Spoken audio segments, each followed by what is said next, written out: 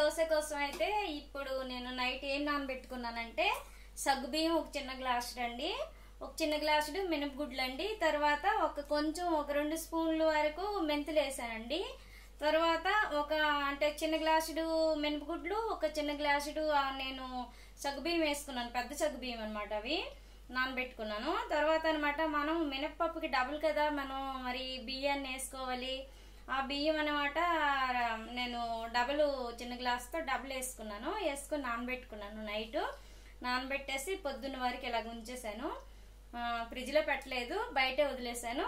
అయితే ఇప్పుడు ఇవి బాగా నానిపోయాయి, మెత్తగా నానాయి అనమాట. ఇప్పుడు నేను వీటిని దోసపిండి అయితే నేనైతే రెడీ చేయడానికి ఇవన్నీ అయితే నేను నైట్ అయితే నానబెట్టానండి.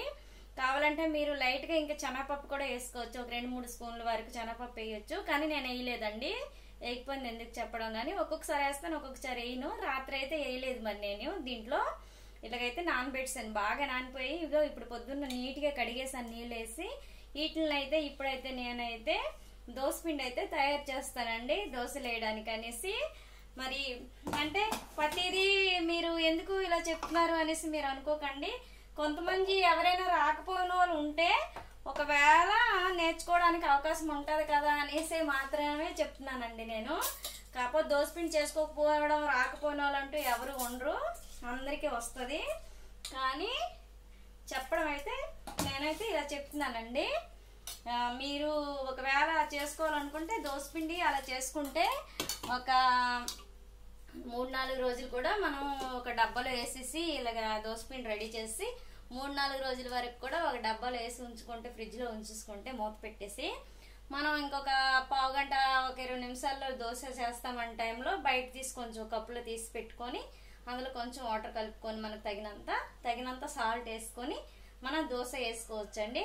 రుబ్బేటప్పుడు అయితే మొత్తానికైతే దోశ రుబ్బు అంతటికి కూడా మీరు ఎప్పుడు కూడా సాల్ట్ అయితే వేయొద్దండి ఫ్రిడ్జ్లో దాచుకునేటప్పుడు, నిల్వ చేసుకునేటప్పుడు. ఎందుకంటే మనం ఎప్పుడైతే దోశ చేస్తామంటే దానికి తగ్గట్టుగా మనం సాల్ట్ తీసుకొని కలుపుకోవాలి. అంత పిండి అంతట్లో కలిపేసి మనం ఉంచామంటే మన ఈ దోసపిండి మొత్తం పులుపు అయిపోతుందండి. అందుకోసం అలాగా నేనైతే చెప్తున్నాను. కొంతమంది ఏంటంటే దోసపిండి రుబ్బేటప్పుడే మొత్తం అంతా ఒకేసారి సాల్ట్ కలిపేస్తారు. కలిపేయడం వల్ల మనకనమాట పులుపు వచ్చేస్తుంది అనమాట దోసపిండి. అందుకు నేను అలా కలపకుండా ఉంచుతాను. అదే మీకు చెప్దాం అనేసి నేను చెప్తున్నానండి. కొంతమందికి తెలియదు, కొంతమందికి తెలిసిన వాళ్ళు ఎక్కువ శాతం ఉంటారు, తెలియకపోయినా తక్కువ శాతం ఉంటారు. అంటే కాలేజ్ అమ్మాయిలు ఇలా ఉంటారు కదా, ఎలా చూసిన వాళ్ళకి పనికి వస్తుందని చెప్తానమాట నేను అన్ని. ఎందుకంటే బ్యాచులర్స్ ఉంటారు కదా, వాళ్ళకి కూడా పనికి వస్తుంది అని ఇలా చెప్తుంటాను నేను ఏదో ఒకటి. అంతేని ఇంక తప్పుగా అర్థం చేసుకోకండి, ఈమెకే వచ్చినట్లు అన్ని చెప్తుంది అనేసి మీరు అనుకోకండి. నేను చెప్పేదైతే దీనికోసమే చెప్తున్నానండి, ఓకేనా. ఇది మెత్తగా రుబ్బియాలన్నమాట. చూసుకోండి, రుబ్బేటప్పుడు ముందు ఇక్కడ స్విచ్ ఆన్ చేసి వదిలేసి ఇలా పప్పు వేసి కప్పు పెట్టకండి, వదిలేకండి, కప్పు ఇలా పట్టుకోకుండా. అక్కడ స్విచ్ వేస్తున్నాం కదా, ఇక్కడ వేసి లేదేమో అనుకుంటే ఒక్కోసారి మర్చిపోతుంటాము. మొన్న నేను అలాగేనండి క్యాంప్ వెళ్ళాను ఆ రోజు హాస్పిటల్కి అని. తొందరగా నేనేదో పచ్చడి రుబ్బేసి ఇక్కడ ఆఫ్ చేయలేదు మిక్సీకి, ఇక్కడ ఆఫ్ చేయకుండా అక్కడ ఆఫ్ చేసేసి నేను ప్లగ్ తీసేసి మళ్ళీ మిక్సీ తీసి అక్కడ పెట్టాను కబోర్డ్లో.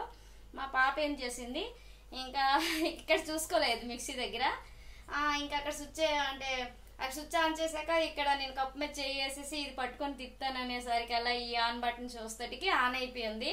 మొత్తం ఇదంతా వంకాయ పచ్చడి చేసింది మా పాప, వంకాయ కారం పచ్చడి. అది మొత్తం ఇదంతా తుల్లిపోయింది అనమాట, మొత్తం ఎగిరిపోయింది, కప్పు ఎగిరిపోయి మొత్తం అంతటికి వెళ్ళిపోయింది అనమాట. అది మెయిన్ చూసుకోండి. ఇక్కడ మా పాపకి అంత తెలియలేదు ఈ బటన్ చూసుకోవడం, ఎందుకంటే మమ్మీ ఆపేసి ఉంటుంది అనుకున్నారు మా పిల్లలు, కానీ నేనైతే ఆపలేదు. ఒక్కొక్కసారి అలా చేస్తూ ఉంటాం, అన్ని బ్రెయిన్లో అన్ని ఆలోచనలు ఉంటాయి కదా, మన ఇల్లు అని వ్యాపారం అన్నాక అంతా ఉంటుంది కదా, అలాగనమాట.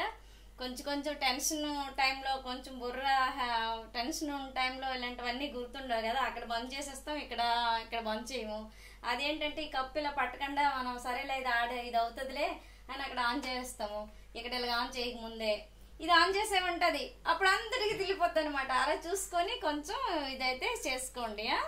అది అందరూ ఒకలే మిక్సీ వాడారనుకోండి పర్వాలేదు, అన్ని చూసుకుంటారు. కానీ ఇంట్లో 2-3 ఉండేటప్పుడు అన్ని చూసుకోవాలన్నమాట మనం. ఎందుకంటే వాళ్ళు తీస్తుంటారు అవసరానికి, మనము తీస్తుంటాం అవసరానికి కదా. అలాంటి టైంలో ఇక్కడ బటన్ అనమాట ఆన్ అయ్యిందా ఆఫ్ అయ్యిందా అని ముందు చూసుకొని అప్పుడు ఎక్కడైతే స్విచ్ చేసుకోవడం చూసుకోండి. ఇక్కడైతే కప్ అయితే పట్టుకొని మాత్రమే ఆన్ చేయండి. ఒక్కోసారి ఈ బటన్స్ పెట్టేసాం కదా, ఇది మరి ఊసిపోకంట ఉంటుంది అనుకుంటే మాత్రం అవ్వదు. ఒక్కొక్క మిక్సీ అయితే పర్లేదు, మనకి హెల్ప్ చేస్తుంది. ఒక్కొక్కటి అయితే అలా కాదు, తూరేలాగా తుల్లిపోతుంటది, ఎగిరిపోతుంటది. అదే నేను మీకు చెప్తున్నానండి. ఓకేనా. నేనైతే ఇప్పుడు దోసపిండి అయితే రుబ్బుతున్నాను.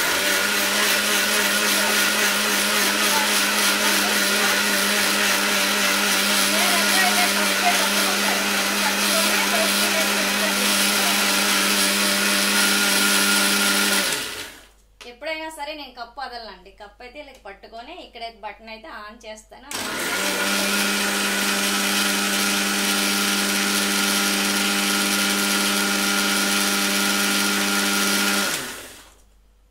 ఇవంటే 3 ట్రిప్లు వేయడానికి అవుతాయండి నాకు. ఇంకో 2 ట్రిప్లు వేయాలండి. ఇప్పుడు ఒక ట్రిప్ వేసాను కదా, ఇంకో 2 ట్రిప్లు వేయాలి. ఎందుకంటే నేను ఒక్కసారికే కాకుండా ఒక 2-3 సార్లు చేసుకోవడానికి అని ఫ్రిడ్జ్లో పెట్టుకోవడానికి అని కొంచెం ఎక్కువ నానబెట్టుకున్నాను ఫ్రెండ్స్. మరి అందుకోసమని నేను ఇంకా ఈ ఒక ట్రిప్ అయితే రుబ్బాను. బాగా వచ్చింది, మీకు చూపిస్తాను చూడండి. ఇదిగోండి, బాగుంది కదా. ఇది ఈ ఒక ట్రిప్దే మనకి ఒక రోజు చేయడానికి పనికి వస్తుంది, సరిపోద్ది అనమాట. మనిషికి 2 అయినా 1 అయినా దోశలు వేయడానికి సరిపోతాయి. ఇవి మళ్ళీ ఇంకా 2 టైమ్స్ చేసుకోవడానికి 2 డేస్ ఇంకా చేసుకోవడానికి సరిపోతాయి. అలా నేను అందుకే ఫ్రిడ్జ్లో పెట్టుకోవడానికి నేను కొంచెం ఎక్కువగా నానబెట్టుకున్నాను, అందుకోసమని. ఓకేనా ఫ్రెండ్స్, బాయ్. మరి నేను దోసపిండి కోసం చెప్పాను కదా. ఓకేనా, బాయ్.